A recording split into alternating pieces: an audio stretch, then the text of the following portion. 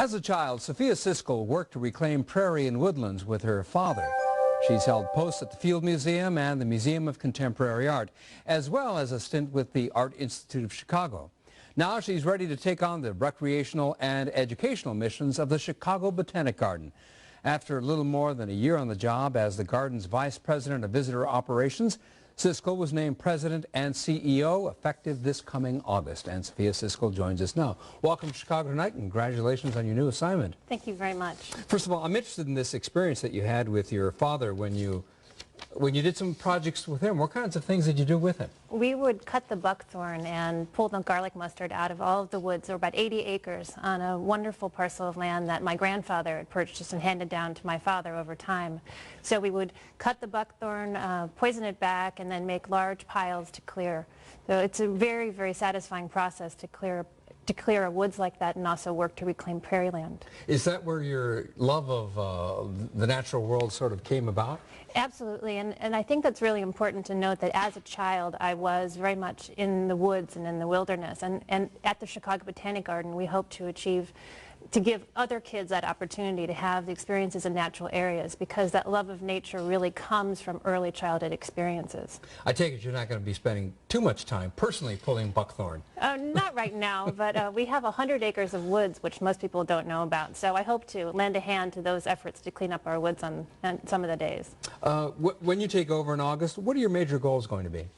I'm just honored to take on this role as leading the Chicago Botanic Garden, and most people know that we have 400 beautiful acres of land. We are one of the premier and most beautiful botanic gardens in the world, but most people don't understand that we have a very important education and science mission.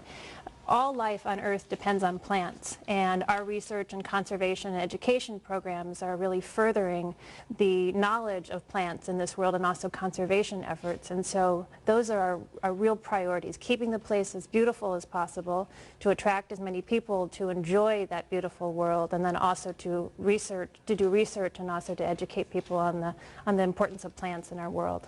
The beauty of the Chicago Botanic Garden is evident to anyone who visits there. What is not so evident is the research that you're talking about. Give me an example of the kinds of research that goes on there. Absolutely. We have one researcher named Jim Tang. In fact, we have 23 PhD researchers who work at the garden and over 200 interns who also work at the garden. And some of the work that we do, Jim, for instance, he today was doing soil samples out in our woodlands. His hypothesis is that native areas, native woods, and native prairies are able to sequester or take in more carbon from the atmosphere than areas just grasslands or croplands. So if his work to look at the prairie and woods native plants to find out how much carbon they're taking in, then he can look at ways to preserve the prairie and woods into better states so that we can help pull more carbon out of the atmosphere. So it's really relevant climate change work. Along those lines, how much has it seems like in the past decade or so, the awareness about environmental issues has gone up so high. What's been the impact on the Botanic Gardens of that awareness? The garden has become more and more invested in the advancing of the research and conservation mission of the garden. For instance, just a few years ago, we had only a handful of scientists, and now we have 23. And we're outgrowing our current facilities because there's so much demand now for those programs. In fact, we have one of the only plant science master's programs in the country with Northwestern University. And so we started that program because there is such a heightened demand in the environment at this time. When people go to the Botanic Gardens, one of the features is that there's no admission. Right. There's no admission, although you do have to pay for parking. Yes. And parking recently went up, right, to $15. Right, but if you ride your bike, you can ride your bike from the city and get in for free. Or you can walk there if you live close enough. Right. The prospects for keeping it free in terms of admission. I'm very committed to keeping the garden free. One of our primary sponsors, or the owner actually of the Chicago Botanic Garden, is the Forest Preserve District of Cook County, and we have a real responsibility to the citizens of Cook County to keep the garden admission free as long as it's possible. Do you have a personal favorite spot at the Botanic Garden? every day it changes. For instance, today, a very gray day, there was a beautiful mist that rolled in around the Japanese gardens, and the azaleas are just beginning to bloom pink. So on a day like today, I think Japanese gardens, but just a few weeks ago, the bulb garden in its warm spots was blooming for the first time, all the early blooming tulips and irises. So it just depends on the day. Do you personally garden at home?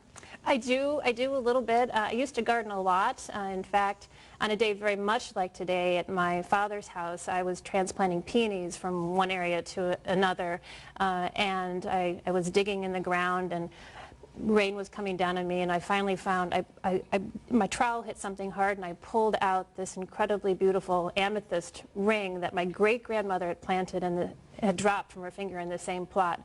So I have a real long-standing love of gardening. I do have two small children at this time, so my garden's become a bit of a weed or Illinois native plant garden, but in due time I'll get back to it. Sure, I assume your children are growing like weeds, and as a result, maybe your garden takes on the characteristics of that. Exactly. You know, I read once that gardening and religion are the obsessions of middle age.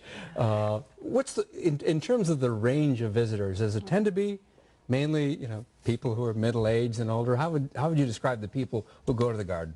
We have a broad audience, a lot of families. About 50% of our audience is made up of members. So on any given day, you can see our cafe, 8 o'clock in the morning, filled with people with binoculars around their necks, having been bird watching and with sketchbooks. And on the weekends, you can see a lot of families with strollers, a very diverse audience, a very international audience of all ages. We're very proud of that. Well, listen, I think a lot of people would consider you lucky to work in an environment like that where every day changes and every day it's sort of beautiful in a different kind of a way. Exactly. Sophia Cisco, thank you for stopping by and good luck to you. Thank you for having me. And Chicago Tonight continues in a moment, so stick around.